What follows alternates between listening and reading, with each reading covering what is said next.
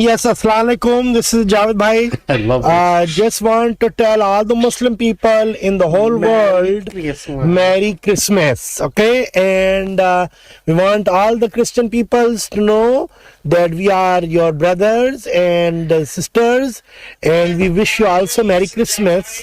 You know, because actually the Christmas is the Jesus Christ alayhi salatu wasalam, you know, Hazrat Isa, we say Hazrat Isa alayhi salam. It is celebration of Miladun Nabi. It is actually birthday of Hazrat Isa alayhi salam. So when we say the Merry Christmas, actually we are saying the Miladun Nabi Mubarak. You know, it's like Eid Mubarak.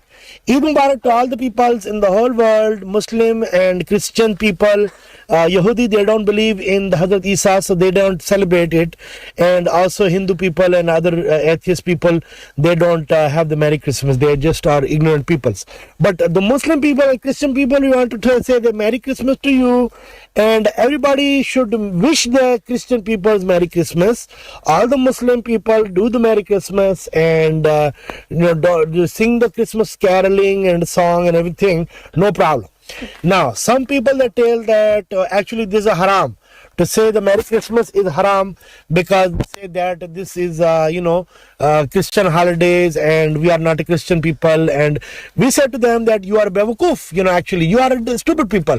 Because actually we believe in Hazrat Isa, we believe in the Jesus. The Jesus Christ, alayhi salam, Hazrat Isa alayhi salam, he is a prophet of Allah, he is a mighty prophet of Allah. He received the Injil Kitab, the Bible book, and we are the believer in the Bible. And we are the believer in the Isa alayhi salam. But the stupid people, they said that actually this is problem, this is a religion, we should not combine the religion. Where you have the fatwa? Arey bhai, I don't have a fatwa, I have a common sense fatwa. You don't need the fatwa of the Hazrat Abu Hanifa and Malik and Shafi and everything. You don't need it if you have a common sense. Okay, common sense fatwa is that you say the Merry Christmas if you believe in the birthday of Hazrat Isa. Okay, if you are stupid, then don't say it. No problem. Just keep your mouth shut. Don't say anything. But don't tell the people there is a haram because you are stupid. You are the idiot. You are the one who is making the division between the people, causing the problem in the whole world, then making the ISIS and terrorism. So we want to conclusion that the Merry Christmas, wonderful thing. Don't make, I'm not saying a fatwa like a fiqh. I'm not a mufti, I'm not a faqih, nothing, a sheikh, nothing. Just Javed Bhai telling that you should wish the Merry Christmas. We wish you a Merry Christmas. We wish you a Merry Christmas and a very Happy New Year 2017. Donald Trump Mubarak. Khud Hafiz. I actually...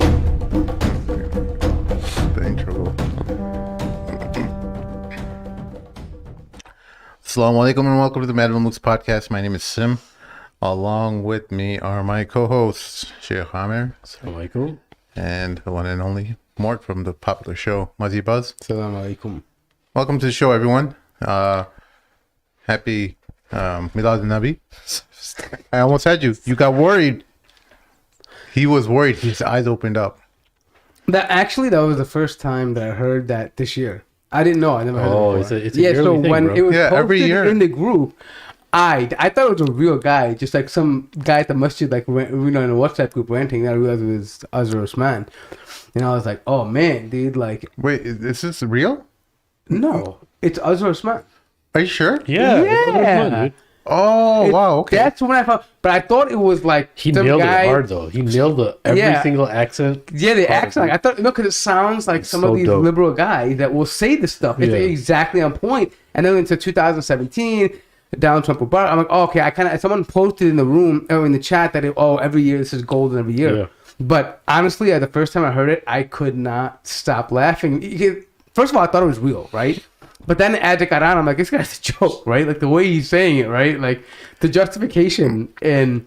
If he didn't say Trump 2016 or whatever, Yeah, a lot of people wouldn't know. Yeah, you would know that it was. But yeah, that's it. Yeah, but the irony though is that the logic that he's using in a joking fashion is what a lot of people use. I know. That's why it's so funny. Yeah. Yeah. Well, a lot of people have been celebrating Christmas though. A lot of Javed Bhais are out there. Yeah. Just Javed Bhai. So let me ask you this: growing up, Did you guys know anyone, Muslim families, that put up lights or a Christmas tree? Yeah, I think I knew 2 families. Yeah, I know. I know a family that does a Christmas tree, Are they but mixed family? they don't. They're out of the row. No, but are they a mixed family? Oh, like is their mother Christian or something? No. Family? Oh, okay. Because then I may understand, like sometimes some people do it, but I known like Daisies that want to blend in. Yeah. And they go out caroling. They got like the Christmas tree that they're competing for, like the Christmas Decoration of the Year award, the whole 9 yards. And it just seems so awkward to me. So festive. I mean, no, what I mean is like, it's baffling that it's like a dark house. Nothing. Nothing. Absolutely nothing. So, but it was it was few. I mean, it wasn't like, I didn't know too many, thankfully. It wasn't like a lot of people that did it, but the ones that did it, I felt Back then, it wasn't that much. Now it's a lot more. Is it really? It's a lot more, yeah. I mean, alhamdulillah, I don't know anybody that put up a Christmas tree. Alhamdulillah. No, but I know just friends on Facebook and stuff who really upset with their relatives and extended family for going all out, and it's being both Desi and Arab communities, bro. Wow. It's happening to both. So, Do you think that because now people think that it's just like a holiday, not really religious anymore? There's many arguments that people have. Number one is that it doesn't have its original meaning anymore, right? Which is not true.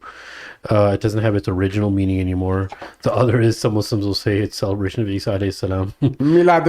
well, going back to the original meaning, I was watching some videos online, and Christian pastors. What was that guy who comes on? Who? That old guy. He always comes on that Christian channel. Pat something. Pat Robinson? Yeah, Pat whatever Robinson. He's explaining, like, a Christian woman has a live call-in, just like, some of our shows. The people, she's asking, like, hey, someone's telling me Christmas is a pagan holiday, and he like, on air, he's like, yeah, it is a pagan holiday, and all these were all like celebrations that were done for the pagans during their time, and they kind of find common ground with them. So, yeah, in order to facilitate the transition to Christianity, they kind of just took those rituals and made it part of their religion. And it's like, none of this stuff has any basis in our faith. The same thing with Easter. A lot of the Protestants don't really they don't believe in these traditions. So you're gonna find evangelicals that will say that. It's usually like an Orthodox, old country faith type thing. Yeah. And to be fair, even Orthodox Christians, they don't celebrate the 25th of December. They have different. Someone in January, they don't do the same day. Because the 25th, Coptics do separate days too. the 25th of December, actually, ironically enough, is the birthday of the Greek mythology Mithras, who also had 12 disciples and was born of a virgin mother and died by crucifixion. Here we go. 1 second. Let me just show this to our viewers. Oh, Whoa. that's the YouTube ads.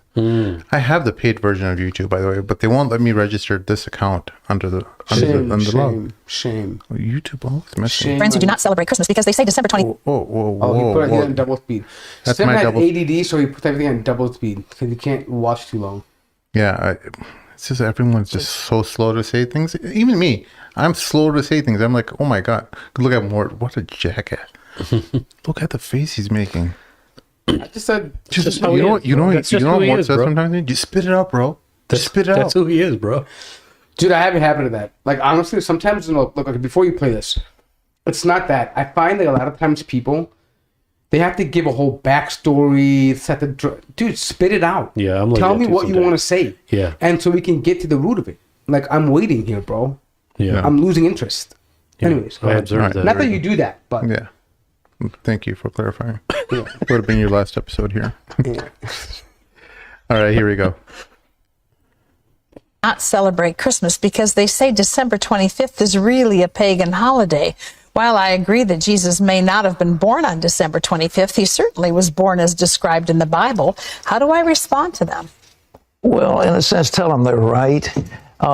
You see, the winter solstice a couple of days later was the shortest day of the year, and the pagans had something called Saturnalia.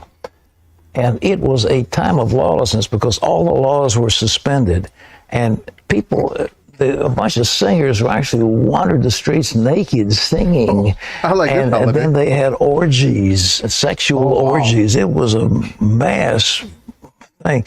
Well, when the Catholic Church came along in Italy, the Romans and others didn't want to give up their holidays, so they said, okay, we'll Christianize it. And so they said, okay, we'll say the birth of Jesus was the 25th of December. And then there was a monk who began to add it up. You see, if you read in Luke, it says there's a census taken when Quirinius was governor and so forth and so on. And they could take those leaders and figure the exact time dating from the foundation of Rome. And that's when the dates were established. And so they get pretty close to the date. But we can't keep playing it because it'll kill our stream. But you got the evidence here. Yeah, keep in mind, these are Robertson. Protestant evangelicals. That's why you have no problem crapping on the Catholics. Because, but to be honest, it's so strange. Wait, Protestants don't celebrate Christmas on the same day? No, they don't believe in the same holiday. They'll do it, but they don't believe it's religious significance. Oh, interesting. They don't believe Jesus was actually born on that day, right? They don't. Whereas the Catholics, they believe because it's church fathers' words, so they believe it, right? What the Protestants generally are sola scriptura, which means scripture only. So imagine this: say your Quran only, versus like and the way the Orthodox churches, generally Catholic and the Eastern Orthodox, forget about the schism, but before they believe in the Bible and other apocryphal literature. And literature by saints. They believe that there are people who are vice regents of God on earth, right? In the papacy for the Catholics, and then in saints for the other ones. And so their words are also as good as the Bible. It's part of wahy, revelation for them. Kind of like Shias. So it's kind of like, it's kind of like they would believe that Jesus is God and these are like Anbiya, right? In a way, in a sense that they also they have wahy. Got it. Right? Whereas, so the idea of being Quran only to the Christian is called sola scriptura, meaning just in Latin, just only the book, only the scripture. So, anyways, the Catholics, they don't believe. Catholics and the Orthodox, they believe in iconography. They believe in, they believe in saints. They believe in, tabarruk, things like this. Protestants and evangelicals, Baptists, they have nothing to do with that. They don't believe in having statues of Jesus. They think that that's paganism. They say that, we can't have, a cross is only symbolic. It's not actually religious, but we don't have any statues. That's why if you go to an evangelical church, you'll never find a statue. That's pretty dope. I didn't know that. Yeah. So it's kind of the Calvinist reform where it's sola scriptura. It's only the text. King James, that's what we stick by. And they have other doctrinal issues too about like to Jesus and the aseity and other things. Like I don't want to get into it, but yeah, Very interesting. Very interesting. yeah. Thank you for enlightening us, El Morty. El Morty. So, Sheikh, So, Sheikh. did you what did you do for the holidays then? What did I do for the holidays? Did you give any gifts? No, it was pretty cold. And it Cold, was pretty yeah. snowy, so I just chilled at home. Chilled at home? Chilled at home. No Chilled. no What eggnog. did I do? What did No I do on eggnog for you Christmas guys? Eve? What was Christmas Eve? Did again? you make a special qiyam on Christmas Eve? No, that was Saturday, right? Christmas Eve. We didn't do our regular ritual of going to Saturday. pose. I was No, pretty we only sad did that about that. New Year's, bro. No, it's Christmas Eve, bro. Sheikh, we'll talk after No, the it's show. New Year's. Okay. We usually go out for Yeah. some Thai food at this Okay, small, cool. tiny restaurant. Yeah, we It's didn't do that. incredibly hot Thai food. I never go to it. Morty always this is the face of a person who doesn't do things because other people do it. No, not only He that. doesn't like, like spicy food. He doesn't like spicy. I'm gonna food. go there and He doesn't order like anything- a chicken teriyaki, bro. Like Yeah, while he you guys doesn't are, like spicy while you food. guys are like snotting your boogers come out of your nose eating the spicy food. Remember that one time we took yogurt with us too? Yeah, I you ate did. Tums before I went. I had all this acid So what's the medicine. joy in eating it if you have to do all that stuff? Because it still tastes so good. How does it It's do your mouth on incredibly, fire? it's incredibly hot Thai food that You has ever 10 had like levels to Takis, it. Takis chips? Yeah, I don't like. You know how it. like there's that once you have it you want to have more. It's No, I kinda might like have maybe one or two, but that's about it. I'm not gonna keep eating it. Once it gets too hot, I feel the milk. I'm like, oh man, I'm done. That's when everything gets spiced up. Nah, when you feel the I don't see. Someone needs to explain this to me. Like, what is the pleasure and pain? There's a pleasure. I don't know how to describe it. It's very interesting. You know the place in the brain where pain and pleasure are, they're very, very close to each other. They release the same kind of endorphins. Yeah, Yeah. but that's It's, also psychotic tendencies. It is. I think all the people that eat that much spiciness, I think we're all psychotic. That's what I'm getting Well, to. I guess I'm a normal guy because I You don't are. like. Dude, honestly, I In can't. Egypt, we went to a sushi place. He didn't like sushi, so he ordered like some beef and rice. Yeah, bro. Listen, spices and me don't go along. Like honestly, Yeah, like I feel you. jalapenos are too spicy for Yeah, me. yeah. So I got you. keep it away from me, bro. Yeah. No, the wintertime, I have to eat spicy stuff, bro. Well, anyway, Yes. I got to celebrate since you guys didn't ask me Oh, what did you because do? my family's Oh my god, he's happy about this. I thought they were atheists. my family. No, they're not, bro. They're Christian. No, wait. I don't know. I don't want to talk about this because I don't want to get it wrong. But anyway, they do celebrate Christmas. So They do it for the holiday, like the joy of it. Oh, So I a lot of did you have atheists. to buy any gifts? no, I didn't have to buy any gifts. You what a douchebag. He took gift, but he didn't buy any. What a royal a-hole, bro. Don't be jelly. Don't be Yeah. jelly, Sheikh. So did you feel uncomfortable going there, or did Not you at all. embrace it? It was lots of cheeses, like an assortment. You know how much I love cheese, bro. There were 10 different types of cheese. I took. Did you drink the No, eggnog? this is the fatwa that the many scholars said, bro. This is the fatwa that many scholars. What did they say? What was that? They said that did they say? because if you know, Is this going to be like if the another convert- moment, the Yataqadi type? No, no, mess it's not. up? No, Oh, it's okay. not. All right. I thought But Why are you name dropping, Doug? no, because he messed up the fatwa of Yataqadi by Halloween. I'm just saying in general. Many scholars have said Yeah, like that. who? So be honest, did you drink the eggnog? Never mind, I won't put you on the spot. My bad, bro. I just said like who? I just want to know. I really want to know because I want to research this too. I tell you who it is. I tell you who it is. Convert people. Yeah. Convert Muslims. They have family They that is do. expecting them to join Dude, in I'll for tell the you, holiday festivities. Why is that so I'll tell you the scholar, complicated? bro. Mufti Bilay. Yeah. Anyways, So you're saying this is haram? Is that what you're saying? I'm saying I wouldn't go. But listen, we can do what you want to do. I'm not. But listen, did you drink the eggnog?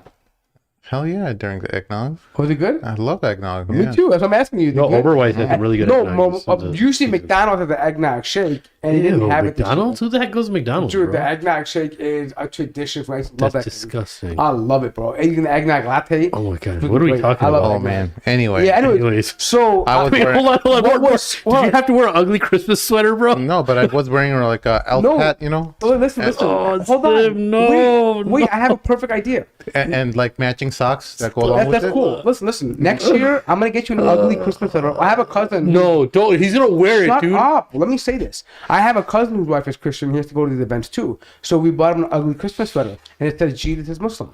It was great. Yeah. It was wonderful, bro. It was dawah technique in the middle of a Christmas party. And no one said nothing. But listen, what I found, now it all makes sense, because on this Facebook, I found, actually in WhatsApp group, the iconic moment, dude. Yeah. Even the dog was with you. Heck yeah. The I dog sent a he even picture had to the the portrait guy. with the dog on Christmas. The dog loves me, man. Really? Oh, that was the one. I Yeah, thought that was Photoshop. That was from the Christmas party. What do you mean, Photoshop a dog No, in his because I lap? have an app I can do that too. Looks like a real dog, a real cat. That's like you did the same You thing. think you went through all that trouble just to put up the picture I of thought the that dog? was in his living room. I thought that was in his living room.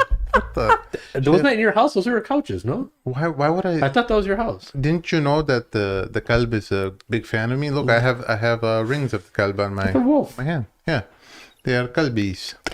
Deb. In Arabic, it's not kelb. Deb. Deb. It's like a... Deb? Deborah. Deb. It's like the wolf in Arabic. I thought it was like wasn't it always that meant to? Lovely. Huh? Whenever I looked. Wasn't the meaning of wolf always? Osama? Osama the young lion. Osama's the young lion. Always. I remember Maybe, looking yeah. it up because when I was looking for baby names. It might mean a young wolf or something, but yeah. Anyway, Anyways. the kalb likes me, Sheikh. I'm sorry it doesn't like you. You're scared of kalbs, and you're not scared, but I'm scared of you are. Also, let me tell you. So we're talking about dogs. Kilab here. Okay. So back when I had a business, and Sheikh Amr used to assist me in my business. It was dope And business. so I'm like, listen, I'm not afraid of dogs, by the way. Dogs won't bother me. I just don't panic when they come by me. So, anyways, Well, it'll help what we were going there for. I'm telling you, hold on. So we were going to this lady's house because back then my business was that we would deliver and install. I had a contract for Walmart and Sam's Club for all of Chicagoland area. So my company would go and deliver and install television. So we had to go to this particular job site. And I had been there before because I did the assessment. So I'm like, Amir, there's dogs here. Just relax. Don't do anything crazy. They're gonna. I don't think you gave me a heads up. I did. I told you. Okay. I'm like, there's big dogs here. Just don't move. Bro, they were Let them huge. sniff you, and they're gonna go away. Dog. Right when I get out, right, the dogs come. They were. I honestly, 3 these or dogs 4 must have been like this tall. Bro, they were huge. They were like at least 3.5 feet tall. They were big dogs. So they came and snuffed my crotch. They're sniffing around. And I'm like, okay, they left me. And then all of a sudden, Amr comes in and he's new too. So they just swarm him. And Amr's like, he's freaking. froze. He's like, oh my God, get them away from me. froze. Get them away from me. Get them away from me. Bro, And then, I panicked hard. yeah, the whole thing was that. And then I just had I started laughing because it was just the irony. Like he was What about a to like. punk, dude. And it's funny because if I didn't move those dogs or attract them away, there's nothing you could have done. You couldn't have ran. You couldn't. That have lady anything. came and got them too, though. Yeah, You helped a little bit. Yeah, I mean, I was actually. Your demeanor I helped. was actually enjoying it. Bro, the whole time we were in that house, the lady, they had like all these openings Yeah. in these hallways and doors like everywhere. So she had to keep on closing the doors, and the dogs kept on somehow getting out and like running towards like the direction. I kept on freaking So it was out. one of those classic Victorian homes Yeah. that were redone, and it had like I remember how nice she was. White people, they're so nice. Yeah, very bro. nice. She bought us like a cheese spread and like crackers Yeah. and like all the stuff while we're doing our work. Like the TVs in our Yeah, home, yeah. like these 4 TVs, very polite. Yeah. Yeah. Anyways, but Amr, if you ever meet Sheikh Amr, he's definitely afraid of dogs. Not as much anymore. Not as much anymore. But And, that was crazy. our Sayyidi- Dude, I was literally swarmed. And our Sayyidi is deathly afraid of mice. So make sure you keep That's those two true. away from You're you. not supposed to tell that to anybody. I thought that was I- a secret. Oh, that takes away from my image, That bro. was a secret. I now have that at this show. Oh, I don't know. A lot of people are scared of mice, so you're not just you. No, but that's the only thing I'm scared of. Yeah, the only thing. Yeah, no. He can be in a house full of gyms. But Yeah, I remember that. Remember Yeah. the other house. I've held a boa constrictor. You know that, right? Did you really? Yeah. but And that's not a to be- euphemism for something perverted, but I know. what I'm talking You about. have to say that. We wouldn't even think that. No, I'm talking about all kinds of different like alligators. I've held a boa held that. constrictor Really? too. I've held a boa constrictor too. That's dangerous.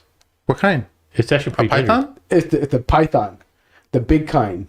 That's pretty dangerous. You know. Dude. No, but the thing is, no, but hold on. To be fair, I think this is something that you learned. It was inherited because your uncle was scared of mice. Yeah. So it wasn't actually you, but his uncle made him fear mice, so he started fearing mice when he was younger. Yeah, I looked up to my uncle and he was scared of mice, so I inherited it from Yeah, him. That happens. It happens. What are you gonna do?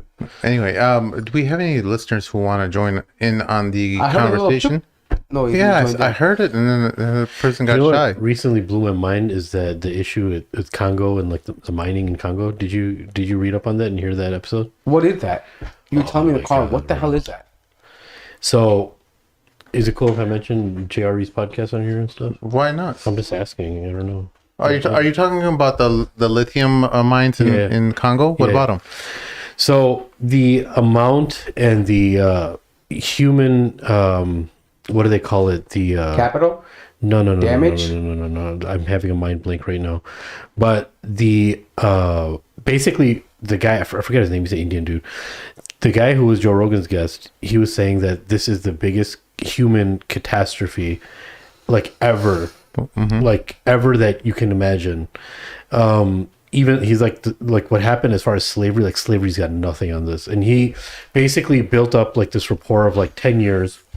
He went to the Congo Yeah. and he was trying to drive home that look, we use all these phones and the batteries and all that kind of stuff.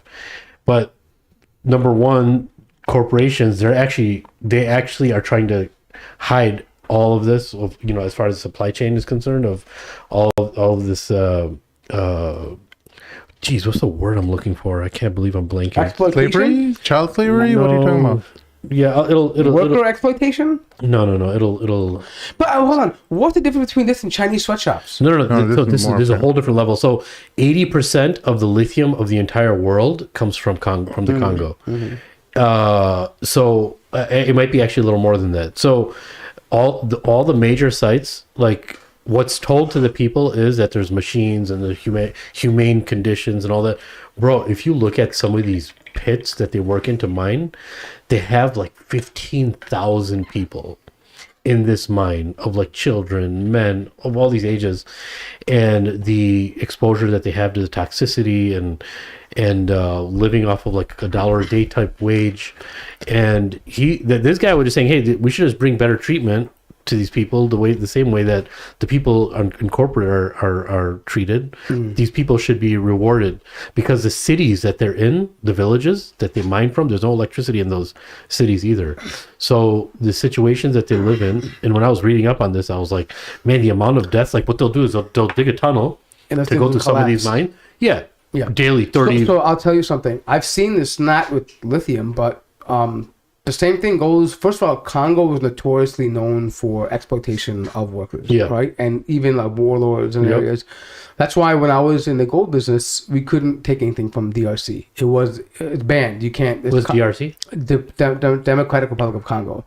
It's known as conflict zone. Yes. So you can't. You were talking about that. Yeah, too. red zones. You can't sell them on the market. Well, I'm talking about precious metals, even diamonds. But when I was in places in Africa, the problem is, like you're mentioning, these villages don't have lights.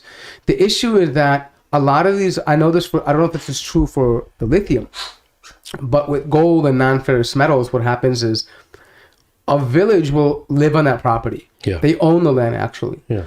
And to get paid, it all belongs to the chief. So they collectively mine as a village. And when the chief gets paid, he distributes the money to the people how he sees fit, right? So when I was there in Africa taking gold, there's something called artisan mining, which means that there's water that runs through, and what they do is they panhandle. What they do is they divert the streams into large pits, and they get in there and they panhandle, and they just they divert the water to do that, to catch all the stuff. But the process of doing this though is that a quick way to get gold, not an efficient way, I mean not a healthy way, but a quick way to get it without a lot of technology and filters and stuff like this, is by using mercury. So a lot of these villagers will hold mercury in their hand, like mercury balls, in their hand in the buckets, and they're swishing it around because mercury collects gold, right? It sticks to it, right? So these people, mercury poisoning is serious, right? Wow. Yeah. So you'll find people shaking hands and like all kinds of stuff on the villages. And like you can't do anything about it. They know it. They know it's going to do it, but they want to make money for the village. There's no safe way to do this? There is a safe way, but it costs tons of money, and villages don't have this. Oh my god. So the chief wants to. They think this is property in their land. If we get money, we can do it for the whole village. We can get 10, 20 kilograms. We'll be good for 6-7 months. We're good. Or we as a village work together, we do it. Right? And it kind of offsets the for them in their mind the harm. But really, what it is like, it's exploitation not only by outside people who buy it, but also by village chiefs. Yeah, so the setup I think that he was referring to in the Congo is they have these armed militias that are employed by the government to speed this process up in building these severely inhumane conditions because of the amount of... Yeah. And like one of the videos that maybe even be on YouTube that... they'll just start shooting at, if they're not doing well enough, they'll start shooting at them and crazy. I mean, just imagine like a huge pit of like 15,000 people, and all you hear is screaming, clanking. Is there video footage of this show? There's some video footage. The guy who was on the podcast, I forgot his name, bro. It's like his name is Siddharth Kara. Siddharth Kara. Yeah, but I mean, what I'm saying is that he actually wrote a book. It's not even about the number of people. It's that like they have inadequate equipment. They're barefooted. They don't have like actual helmets. They don't have like a system of taking breaks. There's no recourse if something happens. There's no reimbursement. There's no medical. But the reason why I bring this up is, look, when we in the past few episodes when we talk about Qatar inhumane conditions and people waving the finger at them, and you look at what our side of the world, what the Western world has developed, and this need for mass production of our cell phones and our laptops and our, electric car batteries and all that kind of stuff, right?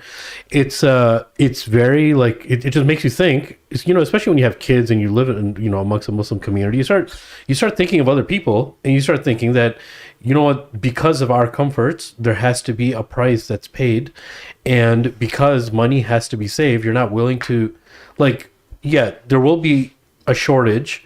There won't be enough. There won't be the same amount of loot that's attained when you pay those people and let them live well.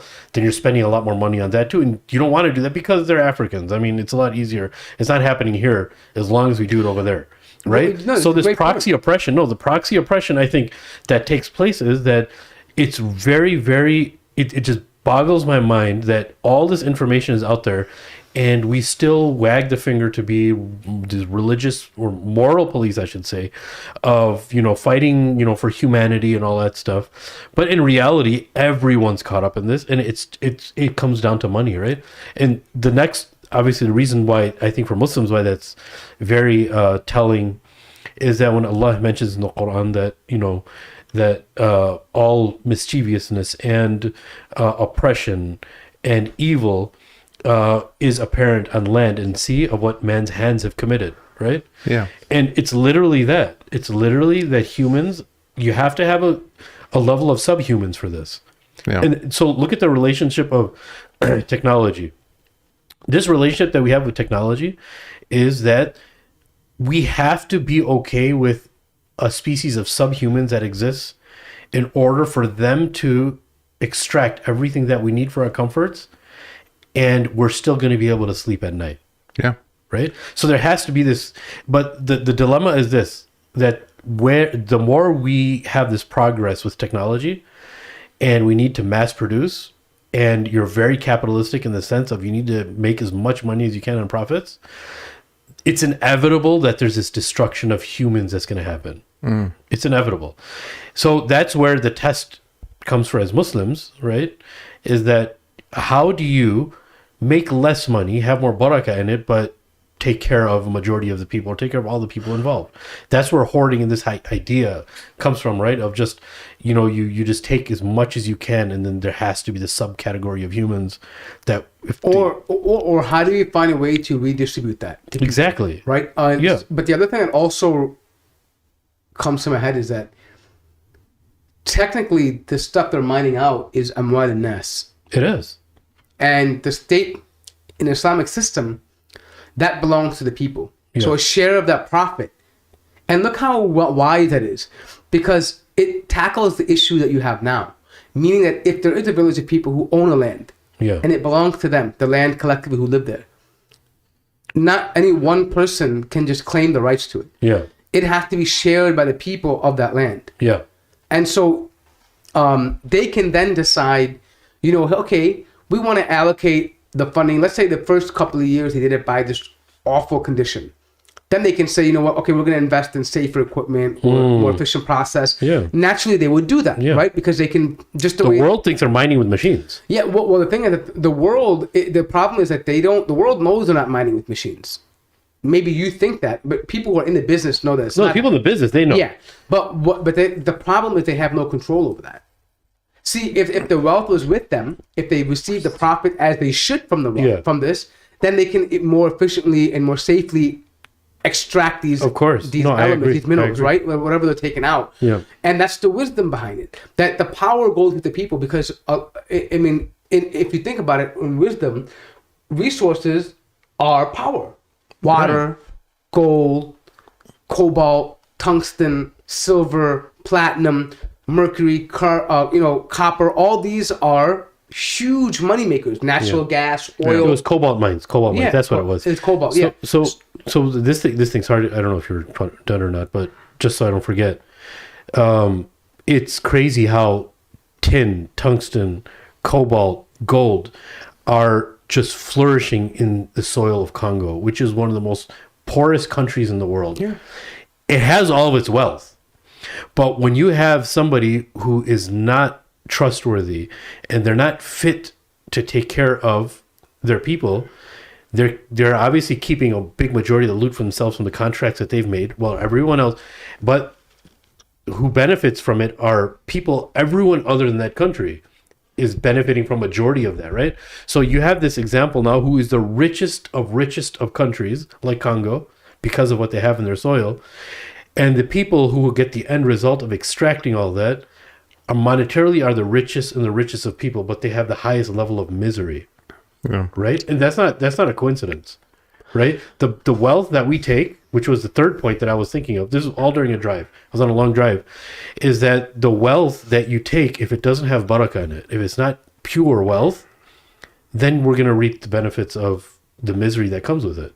Right? Yeah. There's two folds to that. I was going to say this. Yeah. It's easy. I mean, it's justifiably so. We should be putting pressure on companies to do this. But we cannot deny that at some hand, collectively as a population, we're also responsible for this. Well, that's the thing. Yes, of course, we are the largest consumer of every type of injustice done to any kind of worker all around the world. But at what point do you say, hey, you have a responsibility as a people to not allow these people to oppress you? I mean, they're not in a sense where you're saying that they need to take up arms or anything, but there's a reason why you're being exploited, right? I mean, how do they eat then? That's what I'm saying. Like, if this wasn't there, what would be their source of revenue?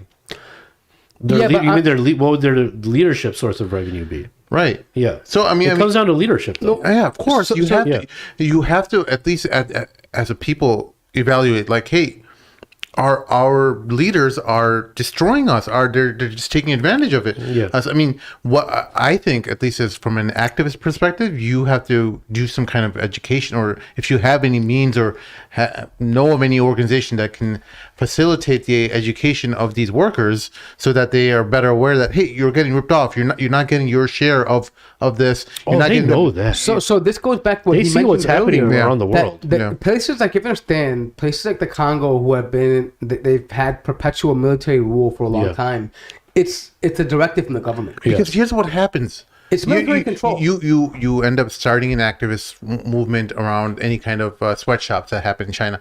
What they do is they just move those sweatshops to a different company, and a different company in Vietnam, for example, is responsible for doing the same stuff. So I think you're right, but I think at a high level, this is nothing new. Meaning that we're approaching this from a Western paradigm, meaning that, let's organize a workers' strike and do it. No, they can't, right? Most countries in the world are ruled by the military rule, dictatorial rule, right? And so it's not the same. No, right? it's not the same. I'm not thinking it is. What this really does imply is that, and sad to say, but there's very little that people can do without taking up arms and violent revolution. But what this shows you is, what it should be is a lesson, a teachable moment for Muslims to say, listen, what does Islam offer to fix that problem? Yeah. How would it fix that problem right now? And I think that's when you begin to realize, okay, the people need Islam. Yeah, of course. The people need Islam, and the da'wah is important, not just because you want to get them to say La ilaha illallah, but their lives will benefit from it. Yeah. Their condition. What Mort, before people blow a fuse, what Mort is talking about with the people needing Islam is an Islamic government, a true government that is ruling by what Allah and His Messenger revealed. That's what I'm saying. It's not just about La ilaha illallah, meaning that their lives will benefit when you embody Islam. It's not just about saying, of course, Tawheed is a big part, but there's implications of the Tawheed, right? What does that mean to believe in Tawheed? Yeah. Right? What are you accepting as conditions? What are you believing in? Right? And how do you enact those beliefs? Right? I mean, how do you implement them? Right? And so, in this particular case, in this a case example, you can say, listen, you know what? Had the people been aware of Islam and the leaders been aware of Islam, they would be able to tell corporations that, listen, unless you're willing, they would be mandated to say, unless you're willing to pay equal wages or a sizable amount for these products or for this product, we cannot give you this labor. Yeah. No, and look, he brought up a really good question to Joe Rogan. He said, do you think the CEO has gone down into those pits just to see where? Of course he hasn't, right? But they know. No. Oh, they know. But the majority of the world, look, they know that all the technology, the clothing, the soccer balls, the basketballs, the shoes, they're made in inhumane conditions, right? But the companies themselves have obviously come out with lots of reports and saying, hey, look, it's not as bad as you think it is. They obviously have to cover their tracks. That's what companies do, right? But when you actually have a dude that goes there and builds rapport with people, it's a different paradigm. It's a way different paradigm, but you start thinking of things because you're a human being too, right? And you start thinking of things of like you know that oppression exists, you know that those conditions exist, but at the same time, it's like we're going in this direction where it seems that we've gone too far, and our comforts have gotten to such a degree that people will know and hear about this. But at the end, it's about their comforts. They're not willing to do anything. So I'll tell you what it's like. Do you understand what I'm saying? So I'll tell you what it's like. You know, generally speaking, from the practice of a sunnah, you're not supposed to be extravagant in eating meat and consuming the food and all that stuff. Part of the wisdom in my understanding of making like the biha, like going and actually being ahl ghanam, like things like this, is that you see the work that goes into actually taking an animal and slaughtering it, and then having to see the process of then extracting the nutrients and the benefit from it. Whereas nowadays, you just go to the grocery market and buy 50 pounds of meat and store it in your freezer for 6 months, right? Like the meat on demand is something that you have no idea what those slaughterhouses look like. Most people, if they saw what slaughterhouses look like and what went into doing so, they would eat less meat. Yeah.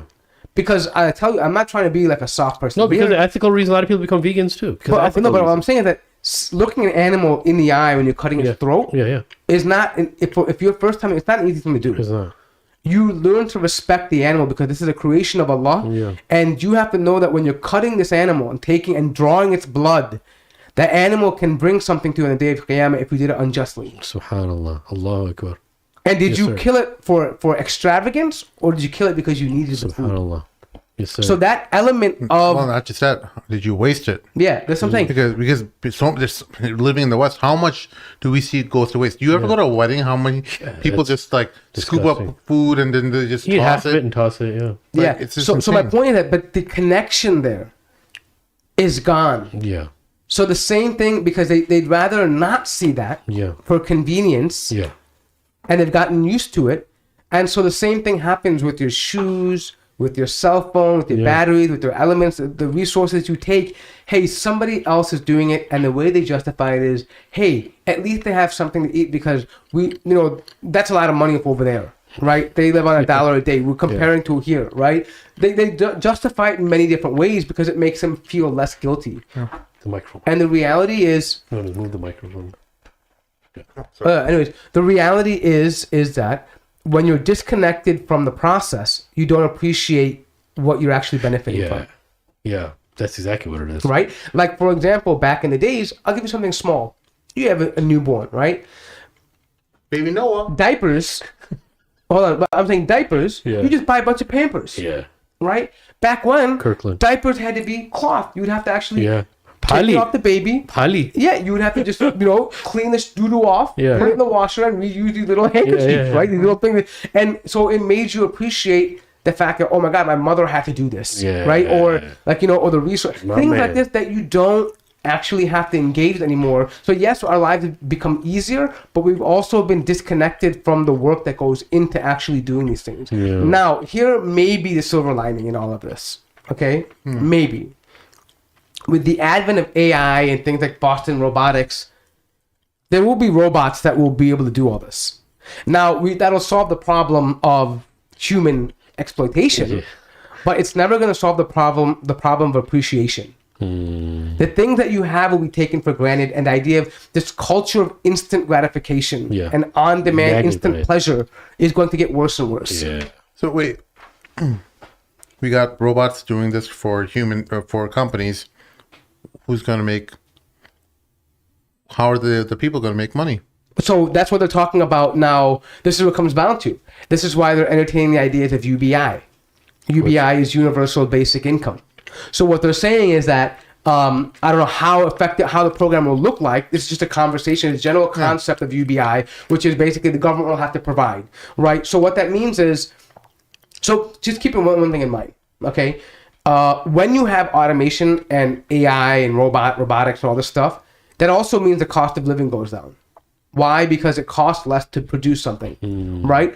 Because, for example, let's say you hire somebody who's making a burger, right? Generally speaking, the person making the burger has to be paid. They can only work for 8-9 hours, maybe a little overtime. They eventually have to have sleep. They have to have, OSHA laws. They have to invest in 401k, PTO, sick days, all that stuff. It costs money, downtime.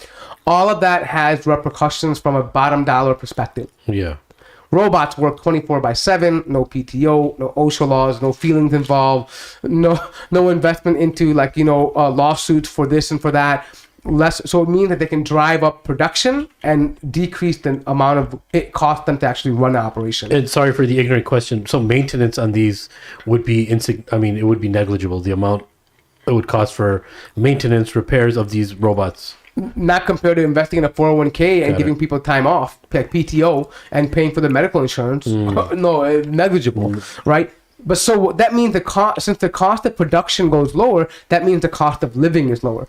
So what that means is that now, since the people can't work, the downside of the people can't work is that, or they won't be able to work unless they have a special skill, is that now the government needs to take care of these people. So how do they solve this problem of providing for the people? Because before, less people working means less taxable income, right? How do you solve that problem? Well, the idea is now they're going to tax these robots what they should have taxed the individuals that are working.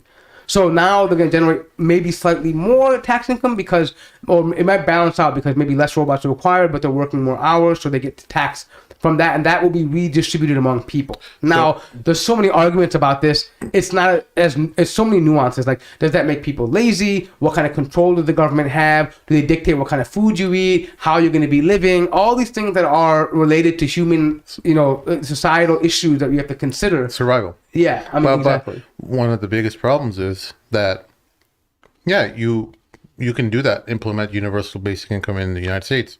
But some of our fans, maybe in Nigeria or Congo, are laughing their head off. They're like, our government's no way they're going to give us any kind of income. Even if they get the money, but the level of corruption. Even who would trust them to redistribute the money, right? That's the whole issue. Creating the taxable income is there. You can do it. It's feasible. But these governments are notoriously known for exploitation. The issue is not, they don't have shortage of money now either.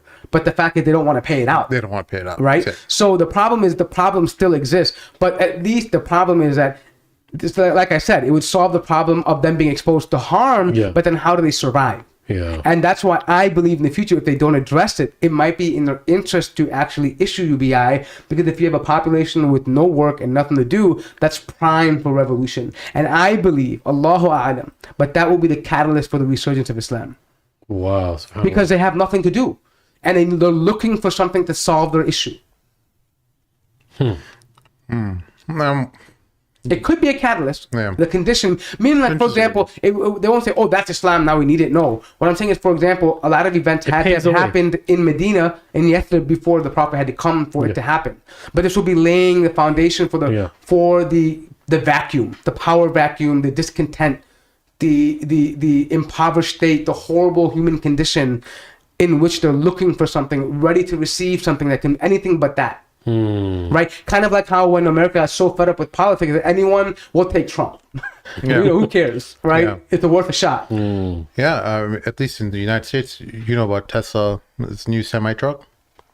It's completely autonomous, but there's going to be a person sitting there behind the wheel, but it doesn't need it. I think once those initial tests are done with those semi-trucks going with a do they give a tentative time when they're going to release it or no? So technically speaking, right now. Technically speaking, they have a technology to do it. I know that, right? But they had like 2 or 3 years ago. They have to pass. It has to go through. To be honest, what they're really waiting for is the rollout of a stronger 5G network, or maybe even 6G, because the amount of data that has to, it's called telemetrics data, right? When you're doing an analytics, the amount of data that has to go back and forth through these sensors, through satellites, and to monitor and give instant command, the speed at which it gets back commands to do, or code to execute, to, you know, to keep the car aligned and safe, or the vehicle, it requires a fast internet connection. Would you call it telemetrics communication? Telemetrics is what basically it's the type of data. Okay. Right? I mean, Telemetry. Yeah.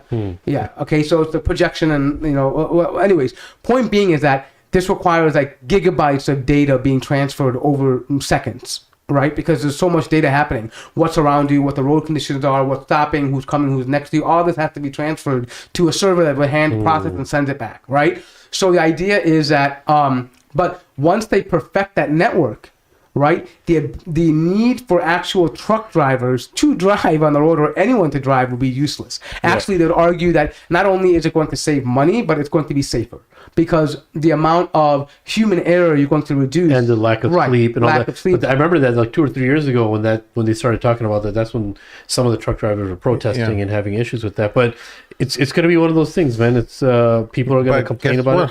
How many truck drivers are there in the United States, for example? How many? I think it's like a ridiculous number. I think it's 1 out of 8 people is a truck driver. No. I mean, no, truck It's a driving ridiculous in number. America, it's a big business. 1 out of 8? Yes, Something like that. Something like I'll that. search No, it. because you know why?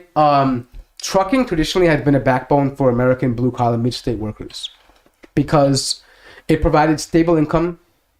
It was especially during the recent times of logistics and growth and pandemic. Truck driving was through the roof. Back in the days, before all these negotiated routes, and people were making in a month $30,000-$40,000 sometimes. Truck Really? driving. Yeah, depending on the load you take. Right, depending on how you do it. But 3.36 million. Sorry. so out of 350 million or 320 million, we have about 4 million truck drivers. Putting all those people out of work. That's what effectively will happen. But it's not only going to be just that. Forget about just the truck drivers. You're talking about just I hate to put it this way, but all the mundane jobs that people do are going to be gone. Repetitive, mundane jobs, like your delivery man, Amazon. I know this sounds future, but in 10 years, you're going to have drone deliveries. You're going to have robotic handling things. Your mail will come that way. You're mowing your lawn, landscaping services, things like this that are repetitive, like, you know, that you do all over and over again, will be replaced by. I mean, let me tell you, have you seen Boston Dynamics? Yeah. And what they've come up with? Yeah. They have literally robots that are ready for battle. Yeah, that is Right, but it's not just the fact that they can shoot; it's the movement they can do. Yeah. It's how they can jump around, and the agility they have, and the ability not to be knocked over, and things like that. That is, I mean, people don't. It's not just about essentially. It's not just about the replacement of jobs, right, or just a robot. It's about how far they've come along with it. Because if they're going to replace you, it has to be done in an efficient manner. Companies don't want to invest billions of dollars if they're going to lose efficiency. Yeah. Right. And that's a crazy thing about technological process, man. Human beings, number one, by default, are always going to be looking for progress. And when they do find that progress, I'm talking about technologically, they're going to be creating more and more things that are bringing our destruction faster and faster. You know what I'm saying? Like think about like replacing jobs. It's inevitable. That's what technology is actually supposed to do. I mean, that's what technology is, right? It's supposed to bring something that's more advanced, that can bring different types of comforts that didn't exist before. Yeah. Right? Naturally, what that's going to do is that's going to replace people. I mean, it's so crazy that the idea of technology, subhanAllah. The problem with guys like Siddharth, they say that, don't be afraid of technology. We're going to be replacing it with universal basic income. And we need, it's just a matter of education. People, anyone, no matter, he's one of those people who believes in the dumbest person in the country can learn how to code. You know, the counter argument. So these people, they have a problem where they've on a fundamental level, they believe that people, no matter what degree of control your intelligence you destiny. are at, Yeah. you can learn. It's a matter of education. It's just the way you're teaching them that they can eventually learn how to that's do naive. complex things, and that's Yeah. just not the case. It's not the case. Human beings aren't like the that. problem that they're gonna what they argue is that people will have more time to do what they love. They'll have more time to study and more time to. It's a matter of shifting. What they try to say is this. For example, when computers came out, they were replacing like accounting software was basically replacing bookkeepers. Yeah. Right? And so all the bookkeepers will, but now they learn to do the software, right? So it kind of, but the problem with the transition we're seeing now is not as subtle, right? It's a much bigger transition because now what you're doing is you're requiring people on a massive level, not just one field, but to learn an entire different way of living. And also, you're requiring them, and traditionally speaking, like when computers came up, it really affected only people in certain fields, right? Like eventually it became popular, it touches everywhere now, right? With tablets and all that stuff, but it didn't happen so right away. Now, if it rolls out the same way with automation and robotics, one could make an argument. But the type of change they're talking about, because if one company does it, it's going to see it all across the board very rapidly. Competition, of course. Right. Because efficiency, the bottom dollar amount, that bottom line is what their companies are after. How do we increase profits with spending the less money, including on human capital? How do we spend the less money? How do we do that? How do we become the most quote unquote efficient? So naturally, it's an investment in themselves. Companies have no problem not paying you a bonus check by investing billions of dollars for the budget the next year because their philosophy is in order for us to grow, we have to spend money in the business, right? And this is one of the examples of it. So the point being is that, but what do you say to these guys like Sidhart? What do you say to, as you mentioned, the guy in the Congo who's never used Microsoft Windows before? Yeah. He's going to learn to code. By the time he finishes coding, he'll be dead. That's You know what I'm saying. Like, So, one of my close friends is a trucker. I'm trying to get him out of it. I told him like, hey, come here, come over to my house. I'll teach you blah blah blah a new career and get you out of this thing because it's destroying your life. It's destroying your marriage. It's destroying all these different things that come along with trucking. Forget about just the actual drive and the absence from your life. But you gotta.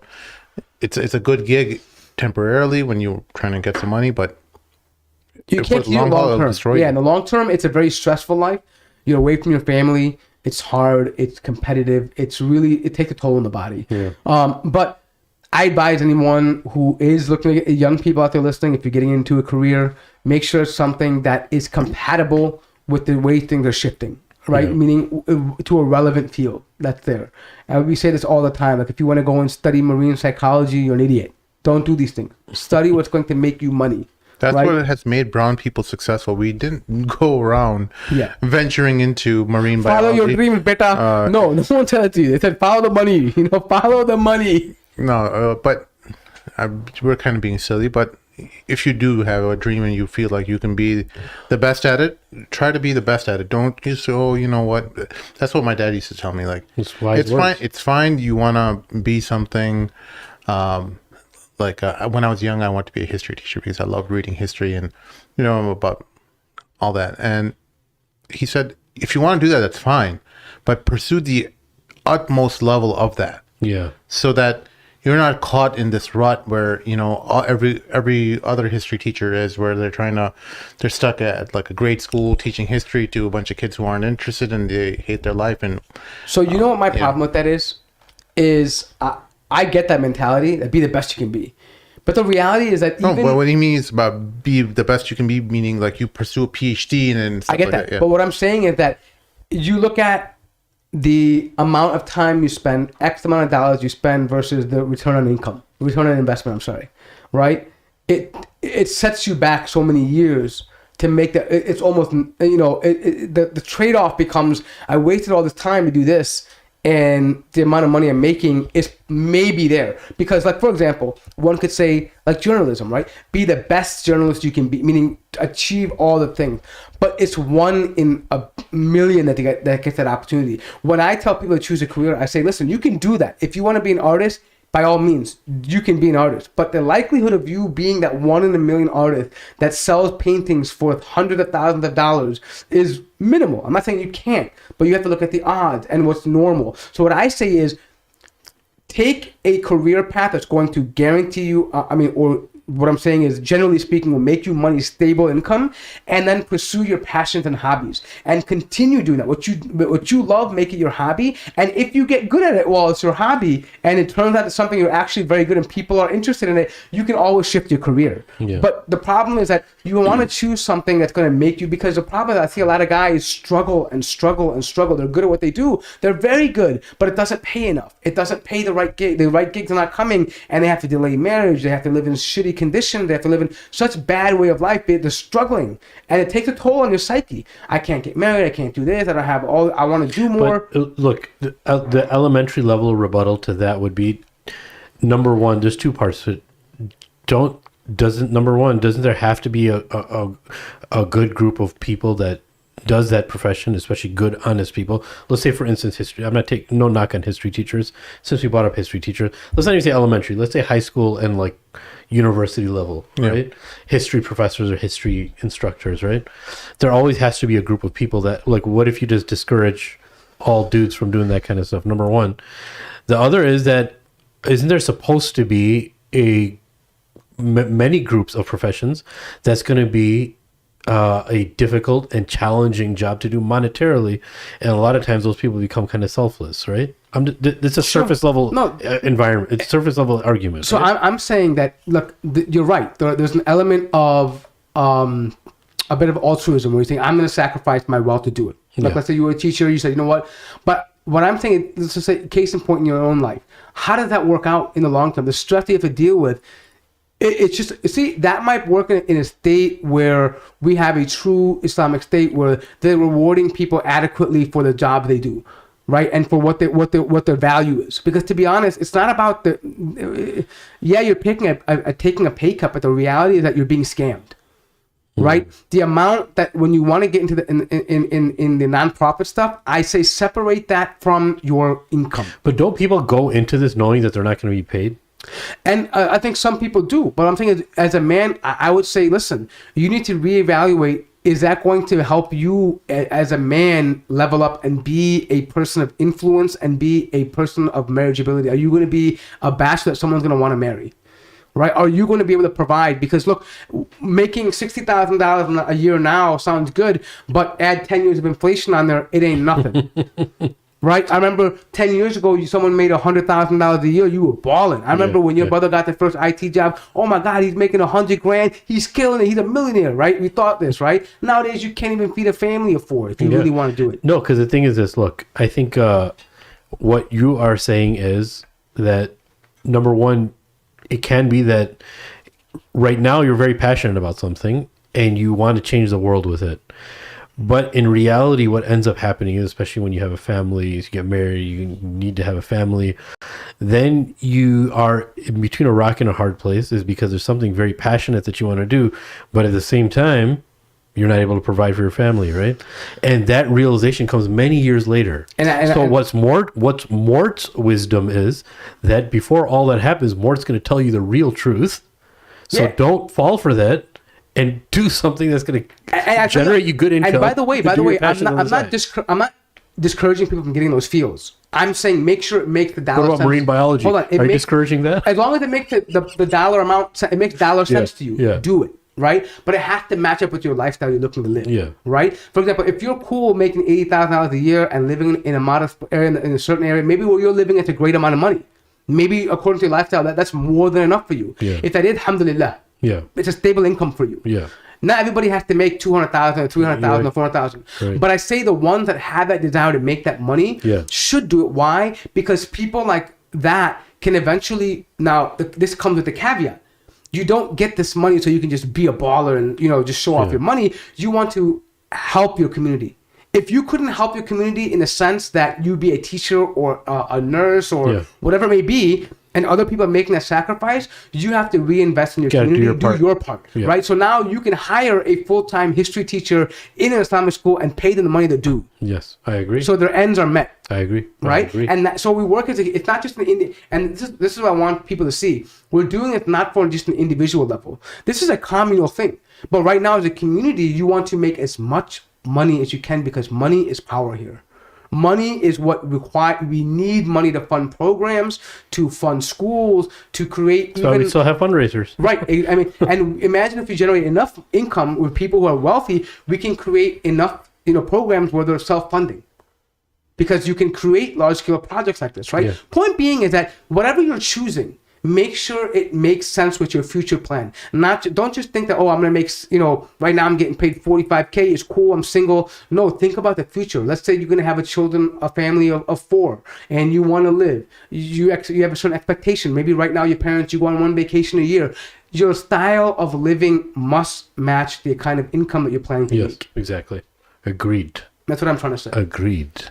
So that involves, and coming back to the point about UBI and stuff, how do we solve that problem? And I don't think we're not going to do it here, but the reality that one way to safeguard yourself is getting involved in a field, if you can, that's going to provide some cushion for the changes that are going to happen. Or number 2, you get involved in some kind of business that, that will be able to allow you to have a self-reliance and independence. Number 3, there's also a hadith, right? Where people go back to being like Ahl al-Ghanam, like, taking care of, owning your land, being, shepherds of your land, or tillers of your land and shepherds of your sheep, right? Like, meaning you're self-sufficient. You can live off your land and you're good, right? There are people I know personally who have decided, I'm just going to move away from this biased piece of land and live off my land. I'm going to be off the grid and live off my land, and they're shielded. They're insulated from all these things that are happening. You're right. Brown people don't want to do that too. They won't, but they may have to. If Brown you have people like options, their suburban homes. They like.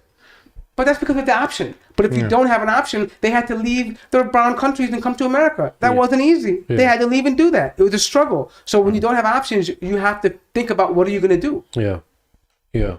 No, humans obviously always did acclimate. It's just that the situation that we're in now, it's never been seen at this level, at least of what we can recall. And we've weakened many portions of our instincts to such a degree that we're so dependent on so many things. And, I was just talking to somebody today. I took an Uber today. I had to drop off my car at the shop. And he was telling me something really interesting, which I was thinking, but I'd never really put it into words, is that what the pandemic did, because he started working remote to 100%. And what he was telling me is that he didn't realize how bad he needed to unplug when he actually started living at home and his kids were at home and the schooling was at home. And because we were just talking about walking and how important walking is, like when you're sitting at home all day. And there's some research that came out about like walking and what it does for your brain and how it makes your brain and certain parts of your brain grow and makes you more optimistic and all these cool things, all these cool benefits. But he said something really cool. He said that I didn't realize how plugged in I was until the pandemic hit, and I just realized I just needed to walk more. Like such a simple thing, started being in nature more, and I realized how much I was missing out on the world. Like somebody, like if you think about it, you're talking about suburbs, right? Like when's the last time you actually just like sat outside your house and just observed everything and just felt fresh air and just looked around and were like very content with everything and just walk around? You know what I'm saying? We don't really do that very often. It doesn't happen. You know what? By the way, listeners, if you have your take on this, maybe I got it all wrong. Dial in, hit the link that he posted or he pinned up in the chat so you guys can call in and give your perspective. But I think along with the health benefits of walking, there's an element of khalwa. Yeah. When you're walking alone. It's beautiful. And this is something the traditions of the Anbiya where they have time for self-reflection. Yeah. That's what them being shepherds did. Muhasaba. Well, they were away from everybody. Yeah, they had time for tadabbur. Yeah. They had time for these things. Like when I was, remember when we were walking in the summertime, when I was cold, I can't do it. But one thing I loved about walking outside versus a treadmill is I was able to see everything in motion. Yeah. Like it's kind of like You're completely time cut out from that. goes still and you can notice just little things in nature the plant, the leaves, the animals. Like, when's the last time you saw a bunny just eating grass? No, right. I mean, it's amazing, crazy how much right? you value that. Yeah, I mean, Not but just nature, how? but just human beings. Yeah. Human beings are in slow People motion. watching. Yeah, people. Yeah. Just walking by your neighbor and seeing them working on something, in their garage. No, but you know what? One thing that taught me is like when you got us on walking and stuff. One thing I realized about that is like one of the greatest gifts that you have is literally just taking a break from this world. You're in the world, obviously, but from your busy life, and just walking and almost getting lost, surrounded by trees, surrounding yourself with grass, and just like walking. You think you only walk like 2,000 steps, ends up being like 8,000 steps, right? Because you're so busy with everything around you, and literally time goes back so much slower because you're actually absorbing the creation around you, right? Yeah. You're not just plugged in. So it's a beautiful thing, man, and that's the key. It's tadabbur. There's so much time for tadabbur. You start thinking of all these things. You start, wow. I mean, it's something else. It is something else. Yeah, I mean, like I said, there's so many benefits, but I just feel at the end of the day, when you're talking about unplugging, you realize that when you are working, that you see so many different. I'm trying to find a way to put. There's so many things that are problematic at work, but insignificant in the grand scheme of things. Yes, exactly. Yeah. You see so much insignificance, but yet so much importance. Yeah, It's it such a matters for weird some thing. reason. Yeah. It matters a lot for some reason at that moment. Yes, Yeah. and so you see people like how they the lengths they'll go to make money and to all these things, right? You see that, and I'll have, even with my own coworkers, there are people who doing all this to get the bonus, and they die before the year ends. Yeah. They die. All that is finished. Yeah, dude, it's over. And what were they doing when they died? What was their focus? All of that. Like, that's why I try, when there's a janazah, I try to sit, I mean, if I'm not busy on Friday and I try to attend, because those realities that are unmistakable, that the dunya is going to end. Yeah. All this that you're doing is going to go away. Yeah. And the people that you leave your money to are going to forget about you. Believe me, they will. They're just going to fight over whose share is what. They're going to be more concerned about how much did I get. Yeah. Your house, your neighbors will forget you. Your job, they'll say a speech and then they'll forget about you in a year. Right? Your own wife will move past you. Right? Your children will slowly by slowly stop thinking about you. Yeah. This is how life works. That's crazy. It passes you. All this that you think you're building, Yeah. it's for nothing. SubhanAllah, you're right. So what I'm saying, I'm not saying don't live inefficiently, but put it in perspective. Yeah. Use it as a tool to get through this world. We work because Allah commanded us to be in excellence in whatever we do. So we want to be excellent in that. Yeah. But that the goal is not, the excellence is not in how much you make, Yeah. in how much you've earned and amassed. The excellence is the way you perform your mu'amalat. Yeah. Yes, sir. Right? And so Allah, because at the end of the day, you can be in excellence in what you do in work, and Allah decreed that your rizq is something different. Yeah. You're right. Or you can be horrible in what you do, and your rizq is made You're right. in abundance. All right, we got a special guest here, Sure. Sheikh Yusuf. Oh, السلام عليكم حياكم الله السلام عليكم Allah yahyik. Ahla wa sahla. Welcome to the Allah show. يبارك. It's a pleasure to be on, although we're somewhat distant from one another. I still love you all for the sake Shaykh of Allah. Yusuf Soussi. Yeah. Yeah. Yeah. What's going on, Sheikh? Not much. I have no idea how in the world I came across this live stream. It's weird. Where am I, right? Well, it's weird. I was looking for something on Google, and there you guys pop up, and then, mashallah, as usual, Mort is talking, right? Alhamdulillah. Habibi Mort, how are you, akhi? Alhamdulillah, we're good. How are you, brother? Are you still offended? Never. I'm always perpetually offended, bro. That's why I'm always triggered. He's always on his toes. Yeah. No, I just I saw the whole celebrating Christmas. If you'll all be kind to allow me just to chime in just for 2-3 minutes, inshallah ta'ala, max. Of course, you have as much time as you need. Allah yabarak feek. You guys are always kind. No, what I found unfortunately is we Muslims do not seem to learn from our past. We don't realize just how gradual of a snowball effect this becomes, and that is that the Muslims, when they first came, the first generation, they were not running around telling people Merry Christmas. I mean, this was a an obvious red line. The next generation started to kind of give in a bit, and now we're in the third generation where, even you have some religious figures that are trying to justify that it's okay to do the Merry Christmas, and it's not really a big deal because your intention is pure, etc., etc. What I just want to clarify, I just want to put a point out there, and I'm talking fast because I just want to get this out there, is that Amr ibn Luhay al-Khuza'i was he was the first one to bring al-Asnam from Syria. He was the first one to bring the Asnam, the idols, to be worshipped in Mecca, because Mecca was void of idols, right? And the Prophet ﷺ, he saw him carrying his own intestines, right, in the hellfire. And when he was asked, "O Messenger of Allah, why that is?" he said, because he was the first one who brought these idols to be worshipped in Mecca. Now, you all can, just kind of try to conceptualize or picture, on the ground what's happening, right? You get these idols that come in from Asham, and the people, because they were on Tawheed at first, right? They were on monotheism, right? They were on the path of Ibrahim alayhi salam.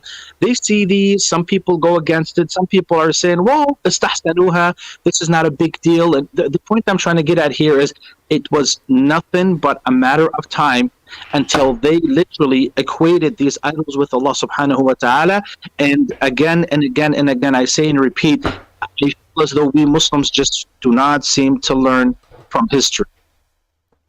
Yeah, we don't, and we don't realize that we take one step in that direction, our children will take 2 steps in that direction, because we've opened up a precedent for that kind of behavior, right?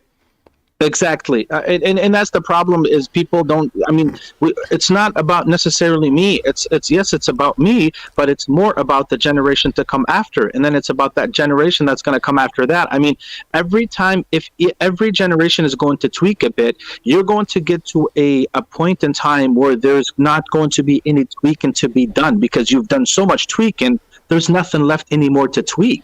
Yeah, the entire Islamic culture and the identity of the Muslim gets lost within, especially in a non-Muslim society. This is more important. I mean, it's incredibly disappointing when you see Christmas being celebrated in countries like Jordan and Saudi Arabia, but you're seeing, when you see it in a non-Muslim country, the likelihood of your children and your progeny completely losing their Islam and being absorbed into the masses will be expounded. It's going to be exponentially worse. So that's one of the most important reasons why some of the ulama have said, no matter what the intention is behind Christmas and where it came from, or what the origin is now, or what the meaning is now, the safe thing to do is to keep your children away from it, so that your children don't find it a new way. One of the amazing things about us growing up, Sheikh Yusuf, was that when me and Mort and Sheikh Amr were going to school, there's always like a us versus them type of a thing. It wasn't like necessarily always hostile. It was just like, that's their thing. Like, we don't. We always we're different, and we weren't so comfortable with them that we were having so many friends from different faiths and stuff like that. It was we had to stick together, and if any one of us was being picked on, people would come and lend their support, or try to defend anyone who needed help. I'm not going to take up too much of your guys' time. Yeah. This is where I find that people are mixing up being kind and compromising their theology, like compromising their iman and faith. I mean, there are, subhanAllah, there are 364 days out of the year where we Muslims can show, extend the helping hand, to show courtesy, to be kind, to go the extra mile, to be, extra, whatever you want, extra courteous. There are so many days out of the year. Why do we have to hang on to this year as if our life hinges on it? Yeah. Because a lot of people say, well, I don't want to leave a bad impression. I always want to leave, a good image of Islam. Well, you get to a point in time It's about you sticking within the parameters that Allah subhanahu wa ta'ala laid out for you. We're not here to change the rules. We're here to implement the rules, and we're here to stay within the parameters that Allah subhanahu wa ta'ala has laid out for us. Unfortunately, it seems we're only fond of making sure we transgress those boundaries rather than, making sure that we stay in them. So, anyways, I'm not going to take up too much of your time. I just wanted to give you guys salams. I saw you guys going live. May Allah reward you. Keep doing what you're doing, inshallah ta'ala. Allah yabarak fikum. Awesome. Thanks for jumping on, brother. Jazakallah khairan. Take care. All right. Salam wa rahmatullah. Alaikum assalam wa rahmatullahi wa barakatuh. Mashallah. Yeah, What a man. cancer. Sheikh Yusuf, for those of you guys who are not aware of Sheikh Yusuf, he was on our last episode. Make sure you check out that episode and get familiar with him. Just an amazing and wonderful guy, and incredibly funny as well. So, just real quickly, me and Sim started playing this game called Modern Warfare recently, and we bumped into some Arabs on last night. Just kidding, it's called Arabs, but they were Palestinian. But we got to thinking. So, I don't know, as you can tell by the title of the episode, do you think that there's a Palestinian cause fatigue?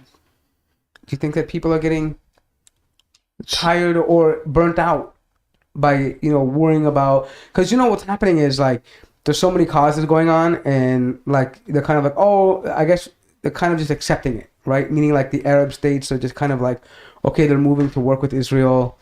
And you know what I noticed when the Jordan Peterson thing happened, when Jordan Peterson had a discussion with Netanyahu, right? Yeah.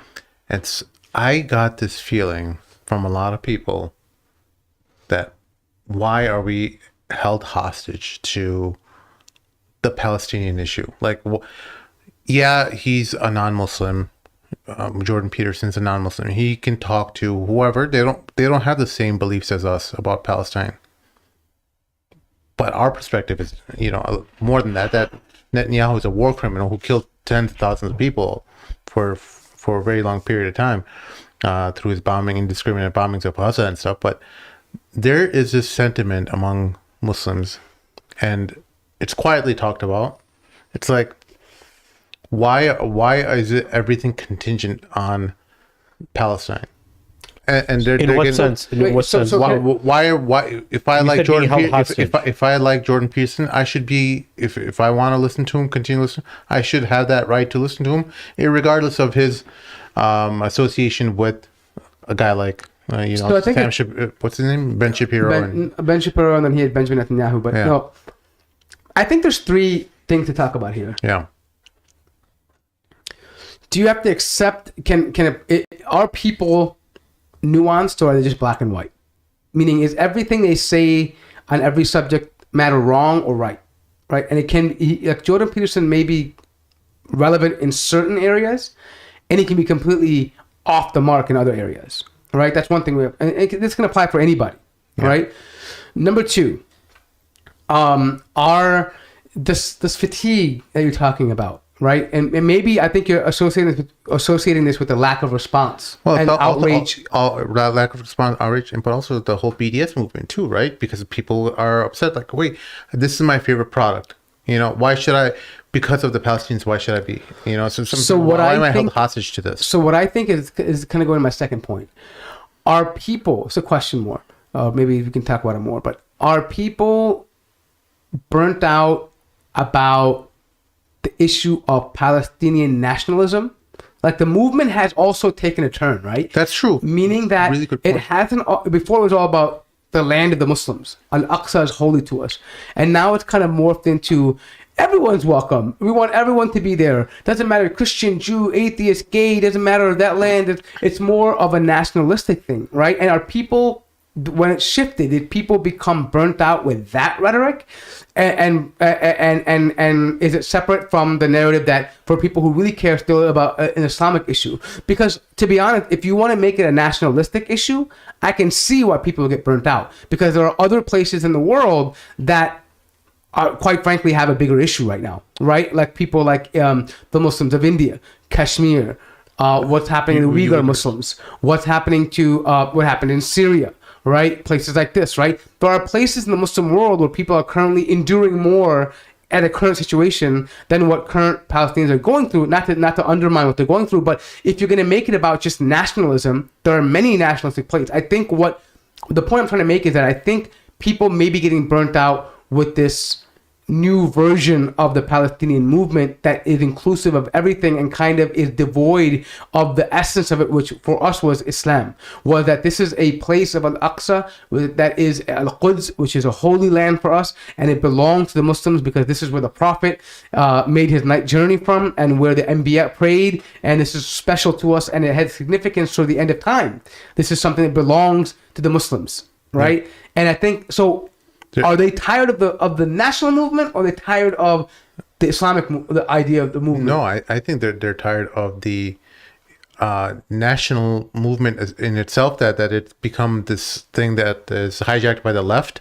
For one thing, that yes, the left is basically has become their main allies, and people don't want to associate themselves with the left because. It's one of the reasons why I put the Palestinian flag in our Twitter bio. Like I put hashtag BDS, and then because I never want this whole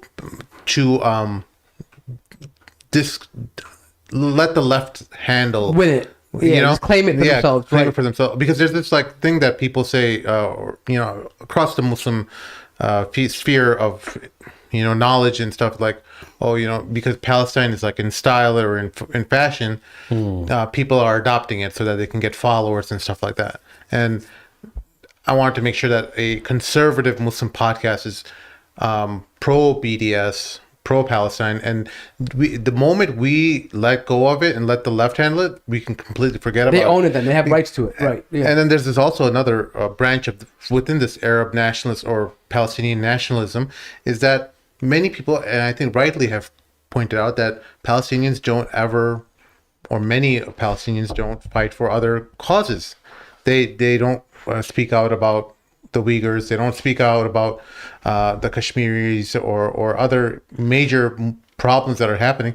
It's always about Palestine. And so I would argue that those are the nationalistic ones, the ones that are on the left nationalist side, because for them, that's what I'm saying. That it's a branch. Yeah, I think the ones that were genuinely worried about the Islamic argument for Palestine, the Palestinians that I know who had that mindset, they definitely talk about issues like Kashmir, Syria, and other places because it's relevant. They see that as part of the problem.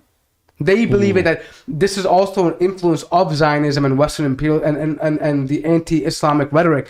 They see themselves as an extension of that, right? Meaning, so I think you're right. In a certain movement, it's like, well, this has become the new fad.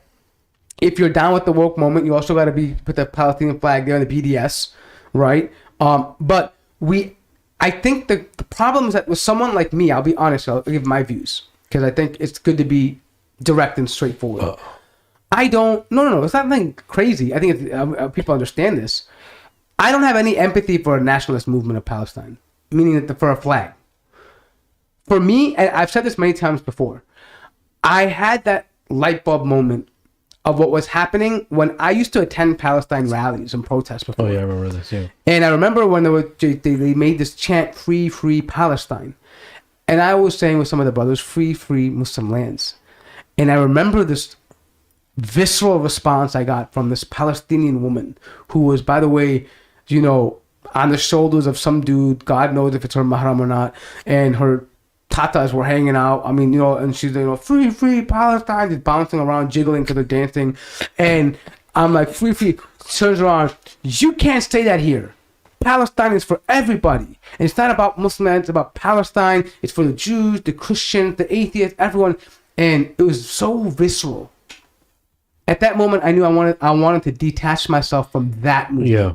No, so just my 2 cents on this. Look, I think the Palestinian cause and many other causes, but Palestine in specific is very dear to Muslims. And you have many Muslims from different walks of life. Many Muslims from different walks of life that are going to be a part of the same rallies, right? So I think, yes, there's obviously a very nationalistic element to this, but I think that very same rally you were in, there were people like-minded like you. Now, was it the minority, majority?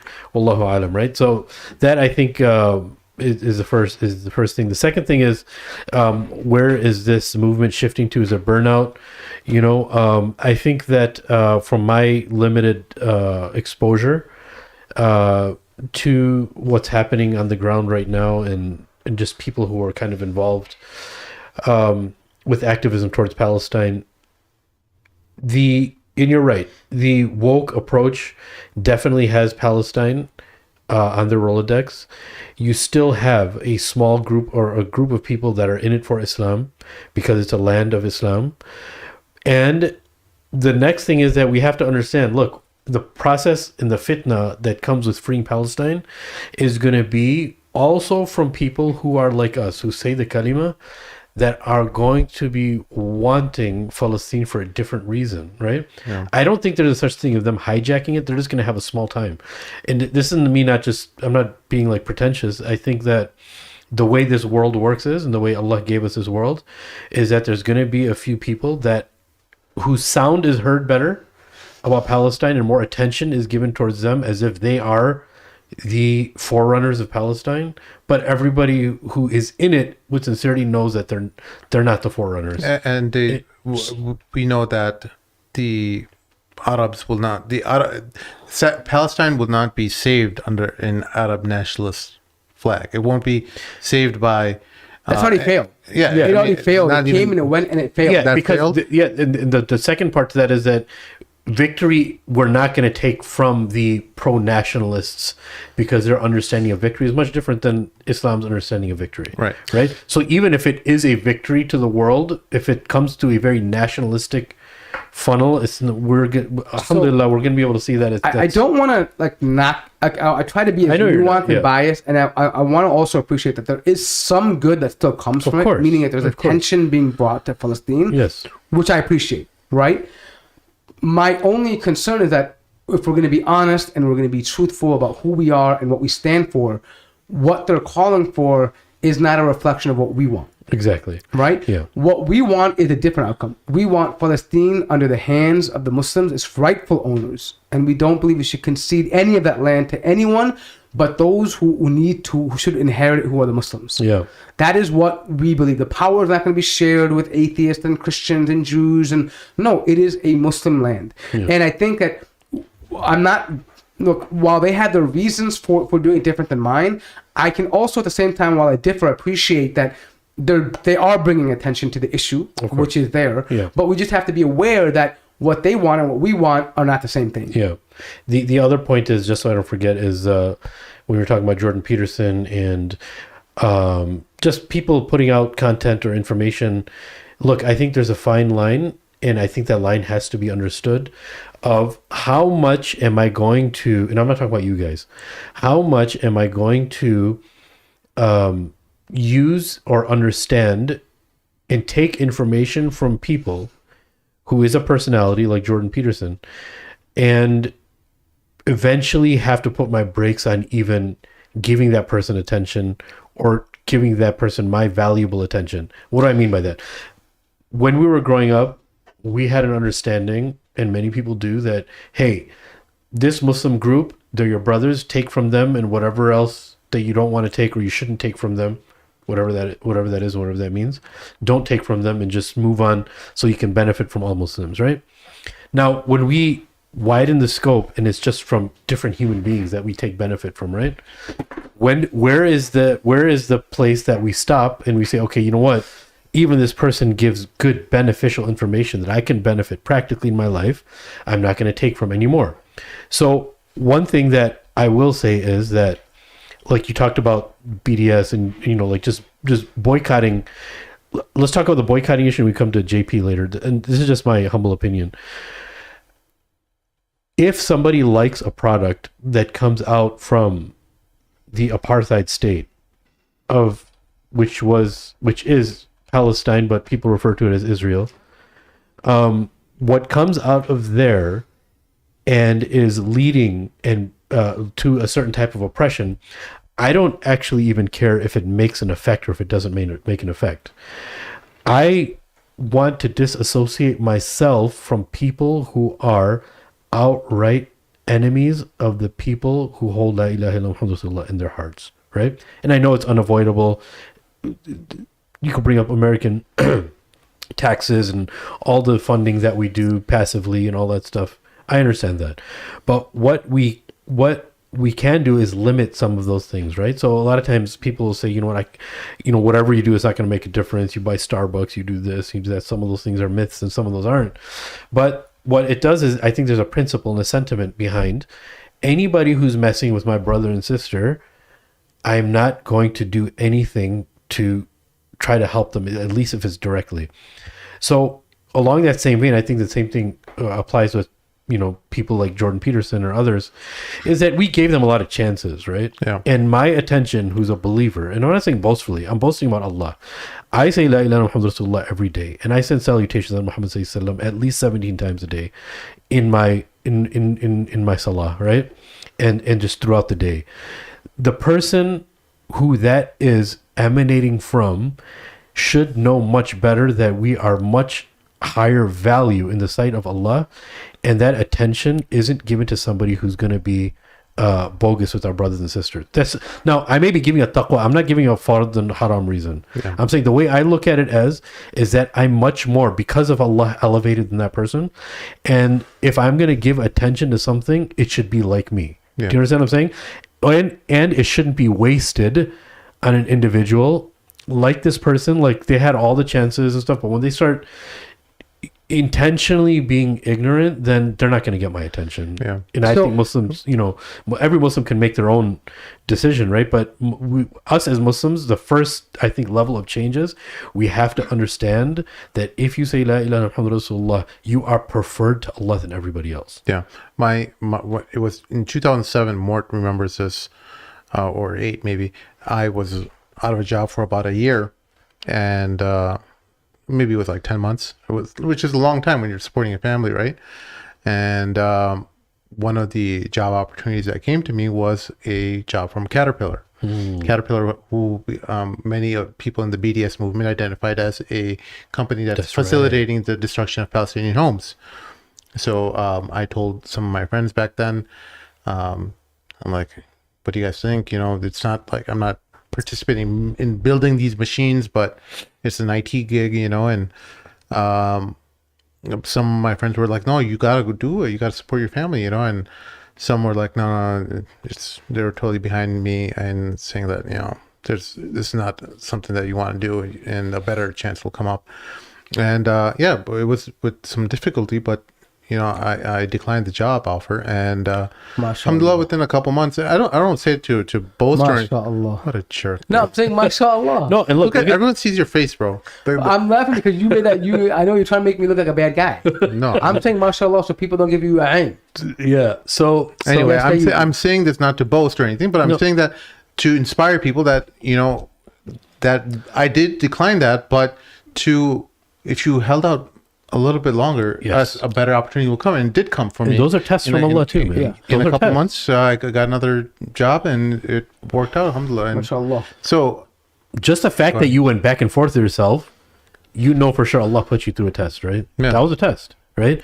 Now, the next argument, like people say, I don't know how... It was only a test because you didn't know, like, if your obligations to supporting your family were a higher priority. Yeah, I knew I did not a bone in my body wanted to work for them. Yeah. But I just knew, like, hey, is there some rights that my family has over me that I have to take this job? Yeah. Because of necessity. Yeah. And look, I don't like talking about this because this is hurtful to me too. It's not just for Palestinians, because brothers and sisters that are Palestinian out there that are listening, look, when I say these things that are very hurtful for me too, it's not like, oh, he's not Palestinian, he can't say this. No, I really mean this. I've heard people say this before. Like you were talking about Caterpillar, right? Same thing, construction company, whatever it may be, right? And a brother would say, you know what, dude, just do it, man. It's for your family. Look.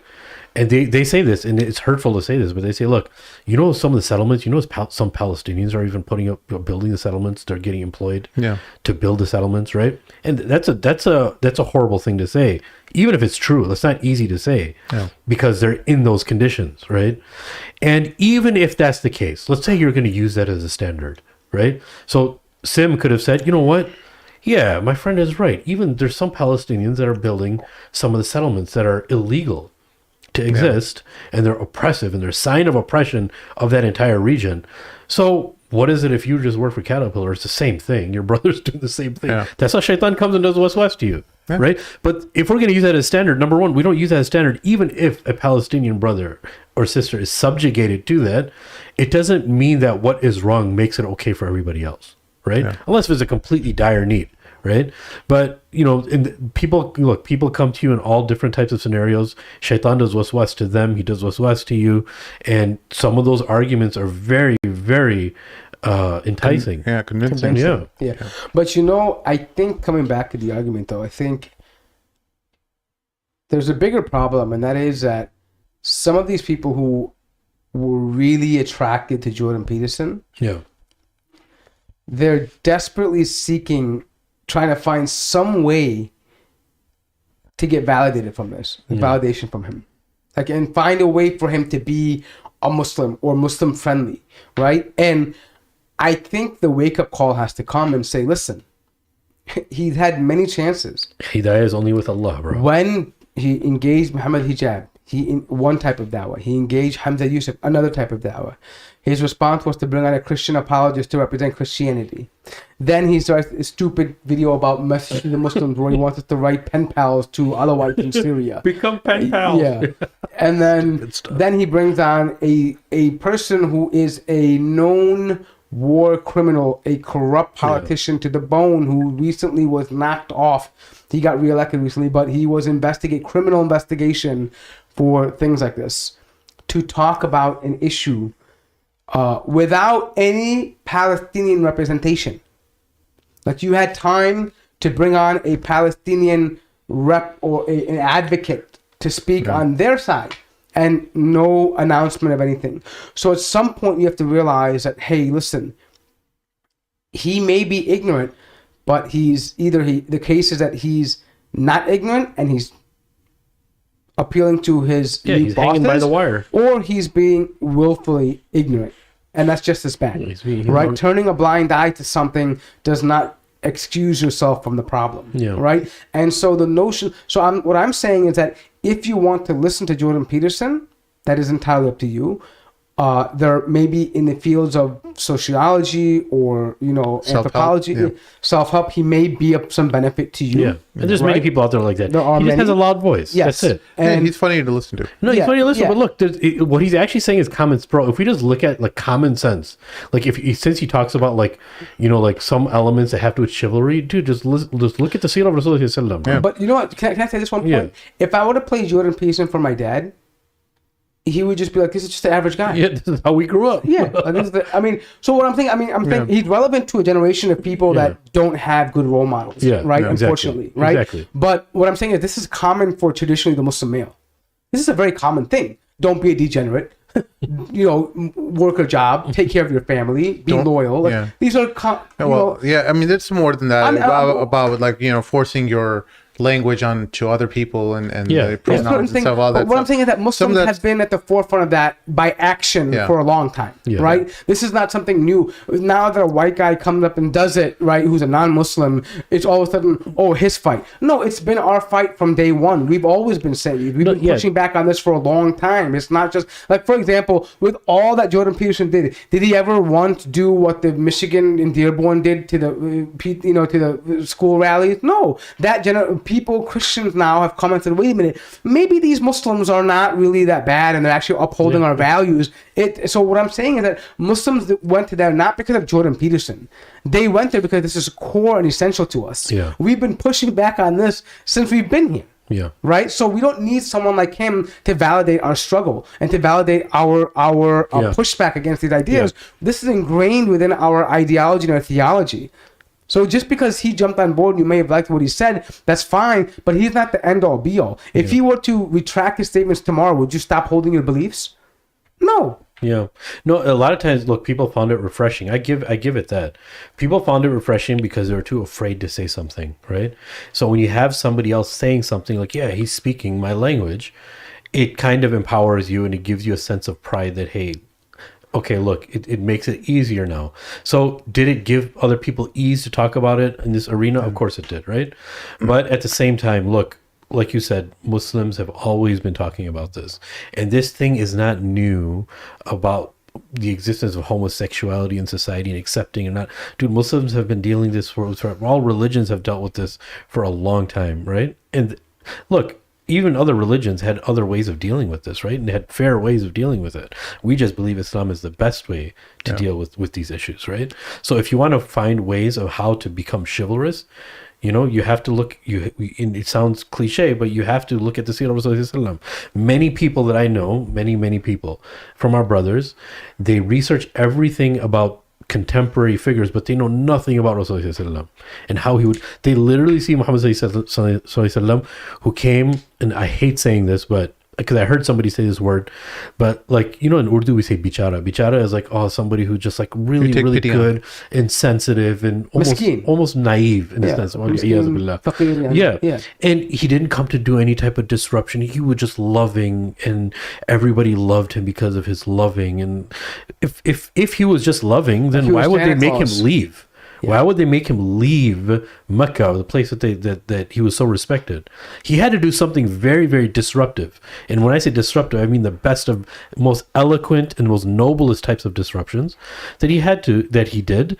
If he was just good at his akhlaq, if he just came to just refine only akhlaq, because people misuse the hadith of Rasulullah where he says that I came to perfect akhlaq, right? And if you just take that hadith and you look at it from face value, you think, oh, Islam is only about akhlaq. Yes, it is, but akhlaq on all levels. How do you conduct yourself on all levels? Akhlaq doesn't just mean say, oh no, bismillah, you go in first. Oh, jazakallah khairan wa iyyakum. We can't make the jazakallah khairan wa iyyakum. Akhlaq is related to adab. Right? Of course it is. So the adab of doing this, the adab of doing that, right? It's related to the best way to do this, right? And you know my response to people who say that? I say the same. You give the hadith of the Prophet, "Ana nabiyul malhama." وَأَنَا نَبِيُّ الرَّحْمَةِ. Yeah. Yes, right? Sir. So he says that I am the Nabi of war, or like, well, how do you try it? Malhama. Malhama is like like it's like devastation almost, right? Yeah. Like and I am the Nabi of mercy as well too. And this is something key, because what that means is that he's recognizing and showing the time for both. And there's a difference between the public da'wah and the private da'wah. Yeah.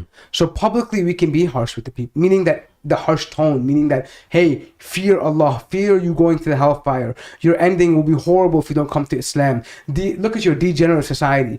But now when I come to a person on an individual level, I have to say, come and let us learn. Yeah. Let us come to what's common between us.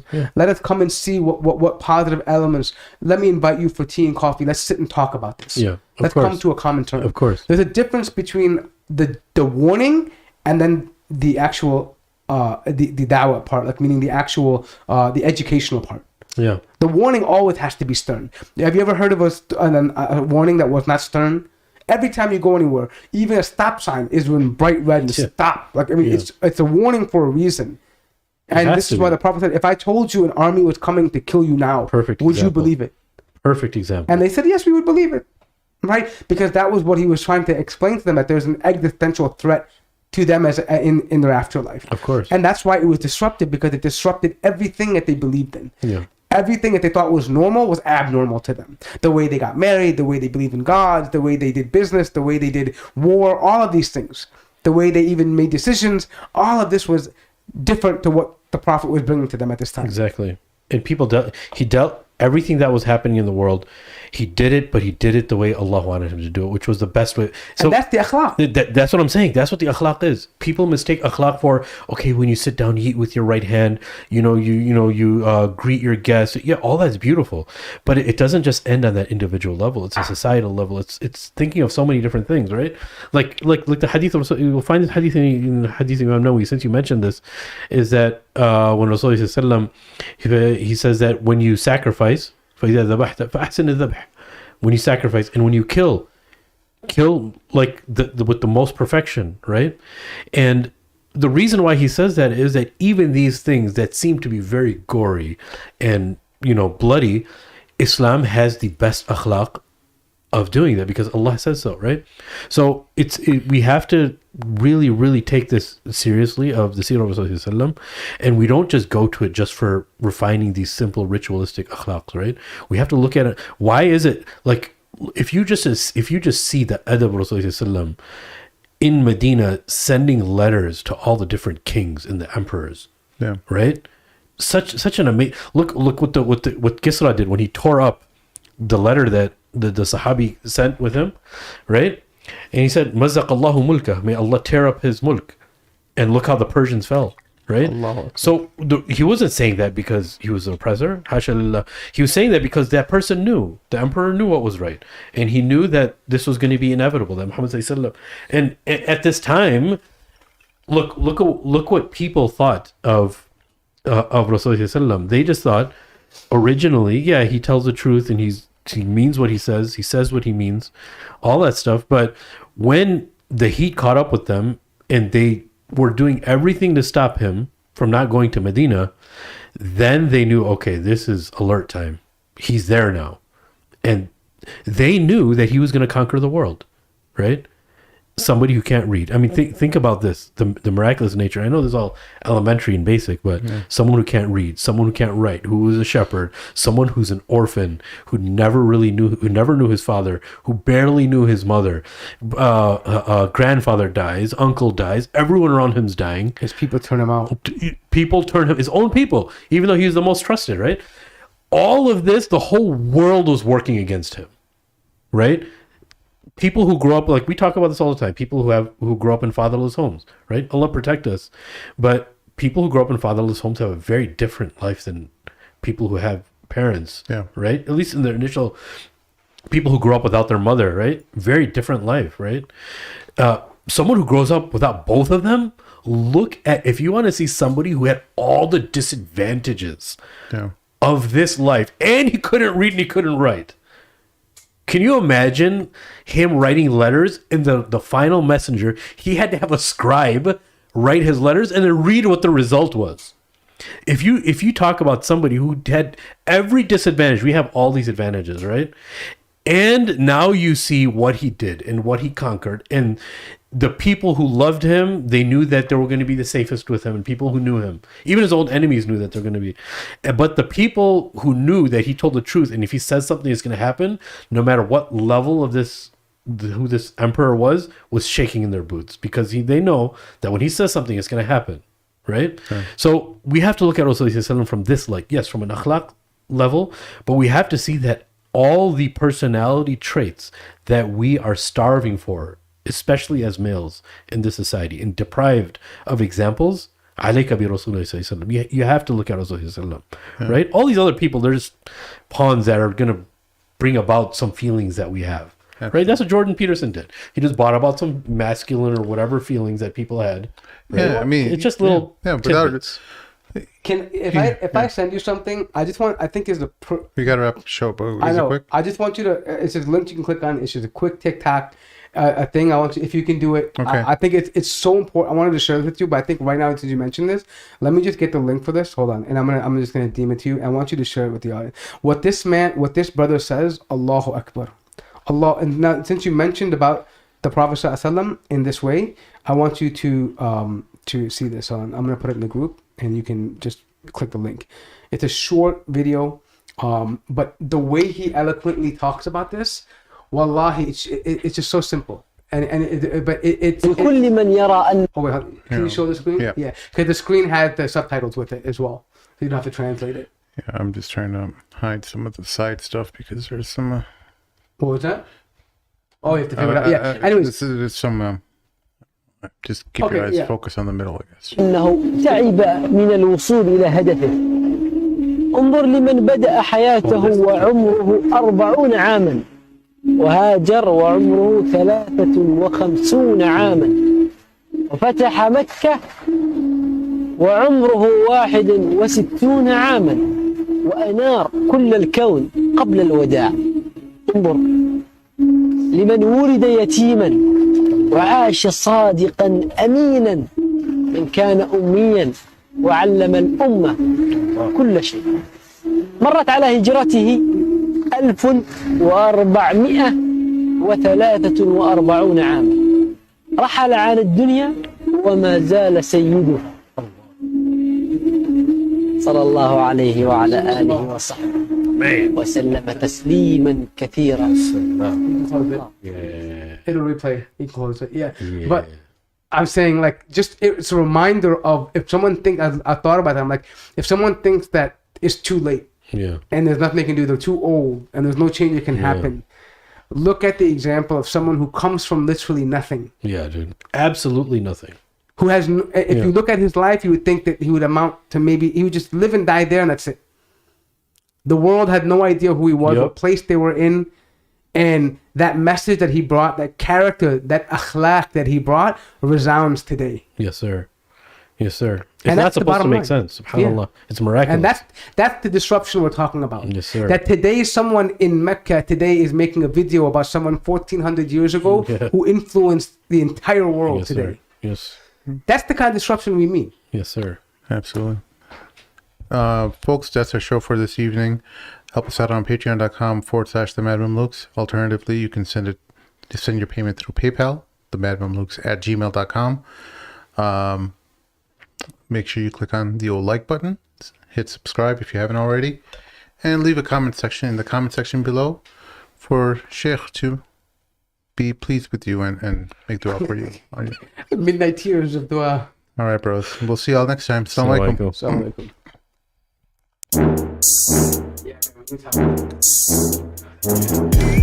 Yeah,